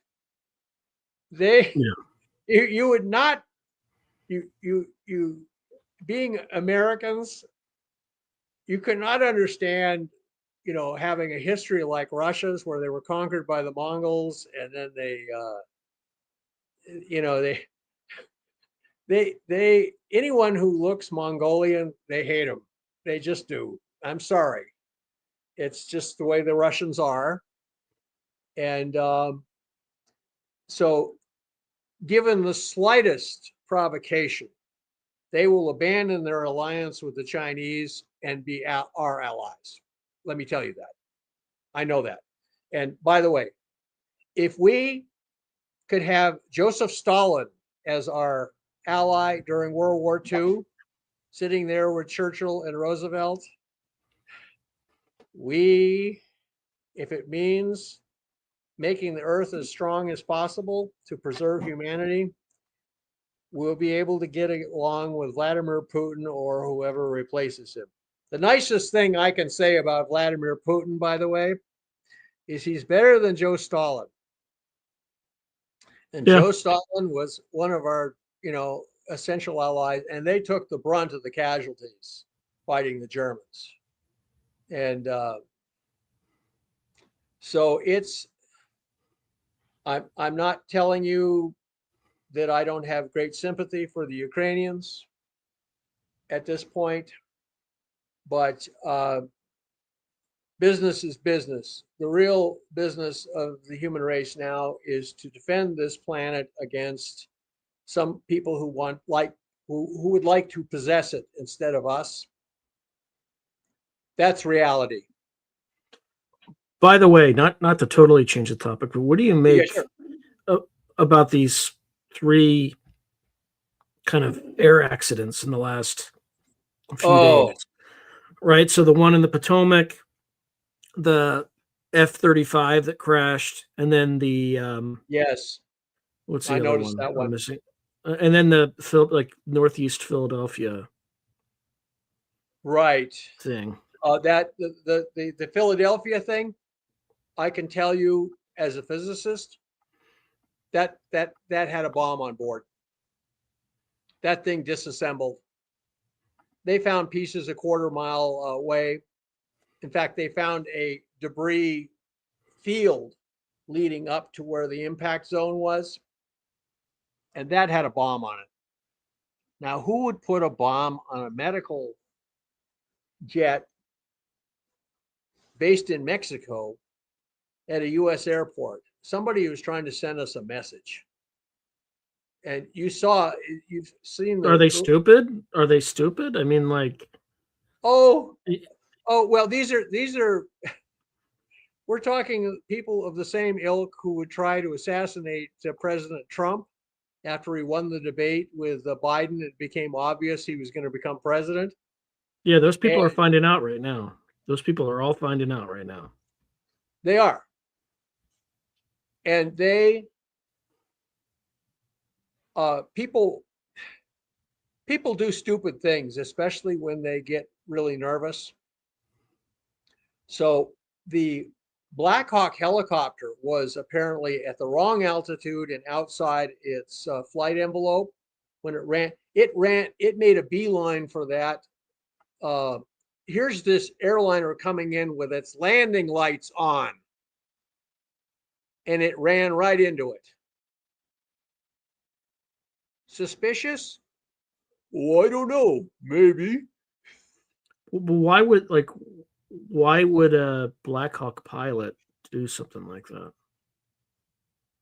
Oh, you can fly a Black Hawk pilot remotely now.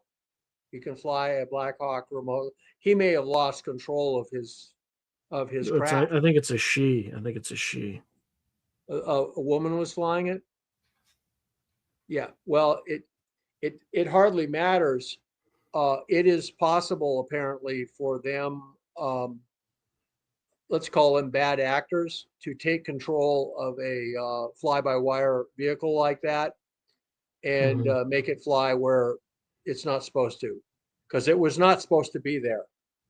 It was at least 200 feet above the altitude it was supposed to be, and it flew right into a airliner with its landing lights on. So, oh, by the way, the flight was a drill for continuity of government. Yeah, why were they doing continuity of government drills?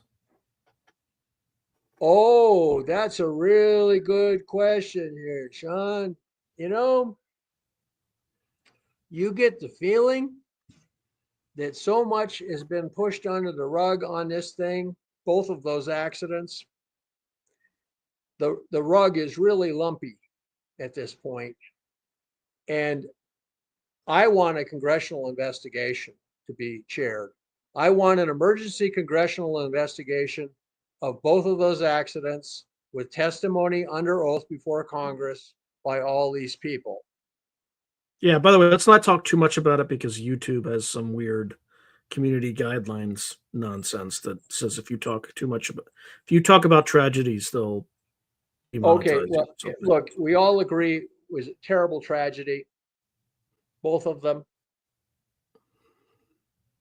And right now, these are both very mysterious. Let me put it this way. Both of them happening at the beginning of Trump's administration. It's a bad omen. I'll just say. Do you think the Northeast Philadelphia thing, without saying what the thing is, sure, was cartel related?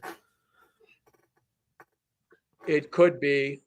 Or do you think it could be deep state related, made like it's cartel related? It certainly looks like it. It's like the cartels were trying to send the new president a message, or just how they thought about or the it. institutional bureaucracy was trying to make it look like the cartels were sending a message to get us involved in a war on the southern border and suck up all Trump's energy.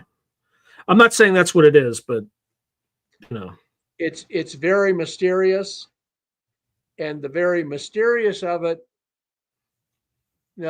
makes me very suspicious. These look like two completely almost inexplicable events. I watched the doorbell video of the incident in Philadelphia, and the man was opening the door for his wife to come out of the house. They were going to get in the car and drive away. And you can see that the man turns his head to look at the sky before the thing even hits the ground. They apparently heard an explosion.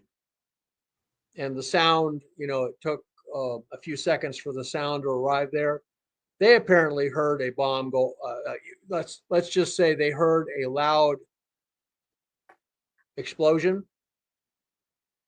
And well, I will tell you, I wrote a novel, and look, I'm half Viking, so to me, things getting settled very violently, like World War II, it comes very naturally to me. It's just part of my heritage. And in my novel, the UFO cover-up forces become desperate, and they decide the UFO cover-up is too big to fail. They can't allow it to fail. They attempt a coup d'etat with troops, complete with a brigade of troops in black, tanks in the streets. They end up fighting the National Guard at Capitol Hill from Delaware and Maryland. And the Delaware and Maryland National Guard saved the Republic at Capitol Hill. And thousands of people are killed in my novel in that attempted coup d'etat. And the ringleaders of it, the attempted coup d'etat is crushed by finally the Navy and the Marines show up. The Air Force is nowhere to be found, unfortunately. And the Army basically gets its act together at the very end. But that's my way I see that this happening, with just a absolutely catastrophic violence. You must remember, I went through 9/11 in Washington, D.C. I watched the buildings come down in a big conference room. And when the first tower fell, the guy next to me, who was an analyst for the agencies, burst into tears because he knew that we had watched thousands of people die in that building. And I turned to him and I said, Bill, get a grip. We're at war. We are at war now. That's what this means. You gotta chill. You gotta be in a wartime mentality now. And so I watched 9/11 happen before I wrote the novel. And I see that possibly we must face that kind of level of violence all over again before this UFO cover-up thing is ended. And I want all of you veterans and active members of the military and of the paramilitary units of the intel services, I want you to remember your highest duty is to humanity and the Constitution, not to any bunch of people sitting around in some dark room, and certainly not to any little short gray aliens. That is your duty, is to support the Constitution and protect humanity. And I want you to realize that you may have to pick up your gear and go out and do your duty if there's an attempted coup d'etat or an Independence Day-like event. I want you to mentally prepare yourselves for that. And that is what we are trying to do with this movie project. We're trying to get people prepared that things may go completely batshit before this is done, but we're going to be fine. We got through World War II, didn't we? Had half our fleet sunk in Pearl Harbor. And we recovered, and we kicked ass, and we took names. And so I want all of you veterans and active members of the military to renew your pledge to support the Constitution of the United States. And all of you guys in the intel services who are paramilitary, I want you to do the same, that your ultimate loyalty is to humanity and this country. And be prepared for things to go completely batshit. There. I'll stop. I'll just leave it there. You can figure out the details for yourself. Mm-hmm. But yeah, it's pretty interesting. They have a knockdown, drag out tank battle right on Capitol Hill in my novel. And it's but after going through 9/11, I thought one of my bosses put it best. It was 2 weeks after 9/11. I was working at the same I was working in the skiff, and one of my bosses was talking to me, and he says, after what we've just been through, 9/11, he says, now realize that if 9/11 could happen, anything could happen. Anything.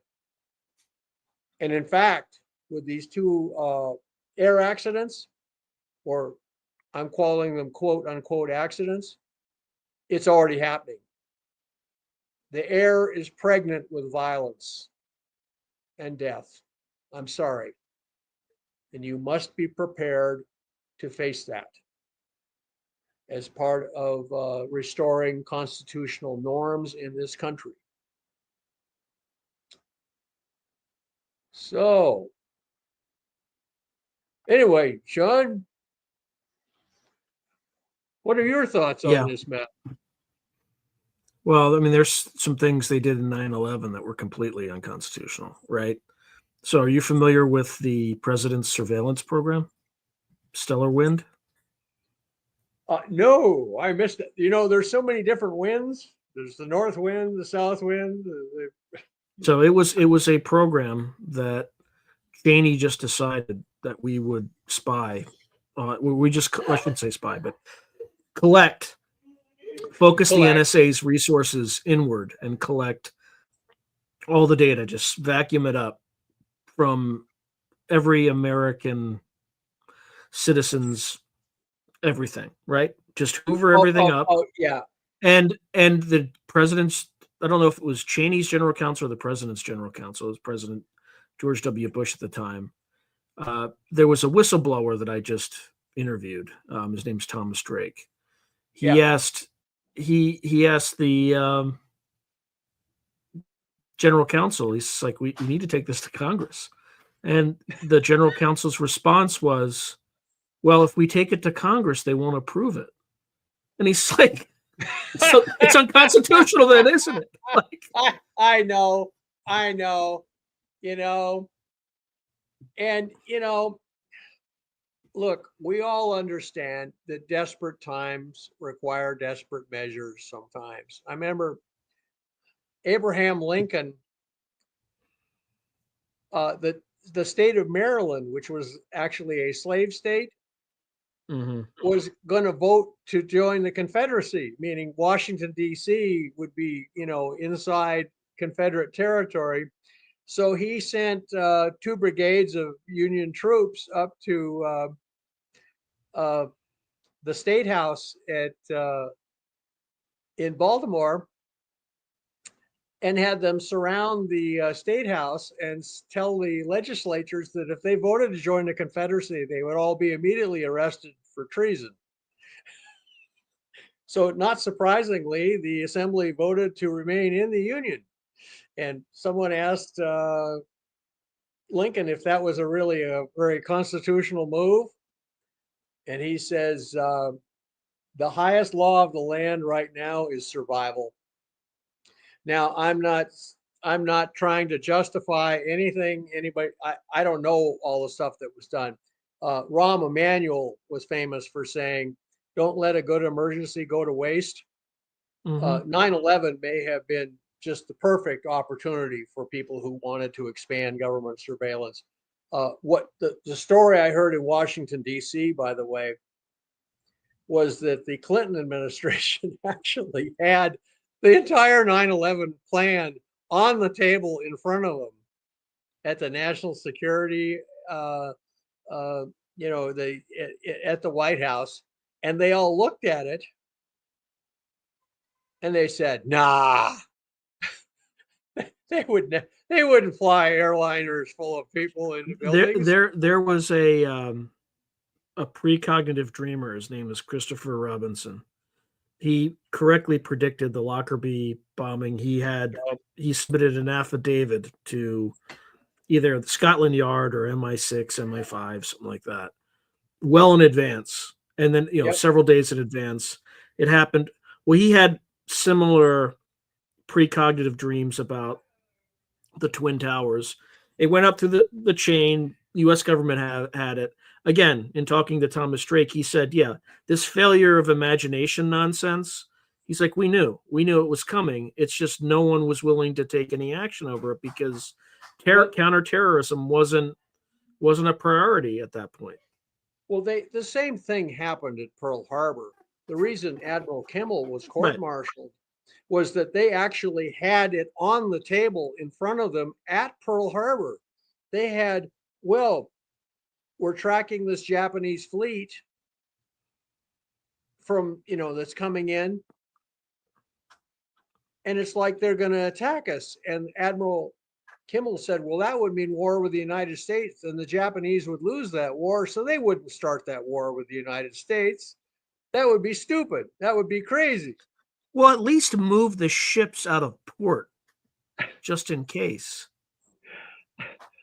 Well, that's why, in fact, they reopened his case. His relatives tried to get his name cleared, and the government re-examined the whole thing and said, "Oh, no, we're sticking with it." It was his ass that was in a sling. He was in charge, and the person who had put the whole plan in front of him was the same guy who saved us at Midway. Same guy. So he managed to redeem himself. But some people like Admiral King refused to kind of forgive this guy for, not calling out Pearl Harbor before it happened. And but so these sort of things happened. And I had a big premonition that something was going to happen because I went and saw the movie Pearl Harbor with Ben Affleck. I saw the movie and I had this feeling like, oh no, something like this is going to happen. This movie has come out because something like this is going to happen. And I couldn't shake the feeling, and I just decided I was just, I just put it aside, because it was it came out about a year before or a couple of months before 9/11. And even before 9/11, where I worked, we got a memo warning us that they were expecting a big terrorist attack, but they thought it would be overseas in the Philippines area in the Pacific. We were put on ThreatCon Bravo because there were like 2 weeks before there were indicators probably overseas that there was going to be an attack. Yeah, that's right. There was going to be an attack. We were warned of that, but they said it would be overseas. So we were looking for something to happen in the Philippines due to the Moro Muslim guerrillas. Yeah, and Abu Sayyaf, right? Yeah, with the Moro Liberation Front. Right. So there are a lot of things that are, and the Japanese were very clever. They flooded the airwaves with all sorts of false intelligence that we were going to hit. They were going to hit San Francisco. They were going to hit the Panama Canal. They were going to do this. And so they made a whole bunch of smoke, and people missed the Pearl Harbor one. And I'm just saying, when I saw the second, when the helicopter accident hit, I thought, I have a bad feeling this is only the beginning. We could see a very violent year this year. I'm sorry to report that to you, but that's my feeling. You got to be very tough, very brave, and very wise. We're living in a very dangerous time, and our democracy is at stake. The constitutional republic form of government that we have is at stake now. And Trump, the new president, I think is actually involved in an operation right now to try and find out if there is a coup plot out there right now. And he's trying to get rid of everybody in the security apparatus that he can't trust. So he knows that if there's an attempted coup, he will be surrounded by people he can trust. Yes, other people see this coming. There's violence. There's this aura of violence in the air now. So Yeah, but from whom? And you know what, Sean, I was part of the military. I've always been part of the kind of defense establishment, maybe not directly the military, but you were part of the military. We got to stay frosty. Stay frosty. Yeah, I don't know why though anybody would think that they could, successfully have a coup d'état, because you'd have 20 million veterans who would have refused to accept it. They thought, well, the Japanese thought they could get away with Pearl Harbor. They thought they could sink the U.S. fleet, and I mean, you don't even need to be kinetic about. You just stop paying your taxes. Go fuck yourself. We don't recognize you. We're not paying my taxes anymore. If 20 million people do that, you're going to have a problem. There's a lot of us who, if a UFO secret government took over in Washington D.C., we would be on the road to Washington D.C. to straighten things out. I mean, my standard of service is my father and my uncles, and one of whom didn't come home. That's my standard of service. My father joined up on the morning on the day of Pearl Harbor. He got in line. He heard it on the news, went down. It was the afternoon in North Dakota. He went down, got in line at the Navy recruiting station, which stretched around the block. He got up there. His heart was beating so fast because he was so excited. They said, "Your heart's beating too fast. We're giving you a medical rejection." So he left the Navy building. He went over to the Army recruiting station and got in that line. And then by the time he got to the front of the line, he was all excited again. And he'd been standing there for hours and hours, and it was December in North Dakota, so it must have been pretty cold. And his heart was beating, and the Army doctor told him he was a veteran of the trenches in World War I. This Army doctor, old Army doctor, says, "Your heart's beating really fast. I think you're really excited. Why don't you go lay down over there in that cot for about a half hour, and I'll come and check your heart again." And so my father forced himself to become calm and laid on the cot and just calm down. And then so in a half hour, the old Army doctor came over and explained, look, I was a vet. I was in the trenches in World War I, in France. He says, "I know what war is like. Are you sure you want to go get yourself killed in this war?" And my father said, "Yeah." He says, "Well, your heart sounds fine now. Okay, you're in." So he basically was issued a uniform. He was an athlete. He was on the football team. So he spent another year in college because they couldn't absorb all the recruits they'd gotten. So that was my father. Got in line for the what's that? Any final words for the audience? Stay frosty. Be alert. And remember, it's the crazy things that fly in under the radar sometimes. All right. Well, thank you, after everyone. 9/11, yes. Yep. After 9/11, anything is possible. Yes. So all right. Well, thank you, Dr. all. Brandenburg. Yeah. And everybody just stay frosty for a little bit. Okay. Talk soon. We'll talk soon.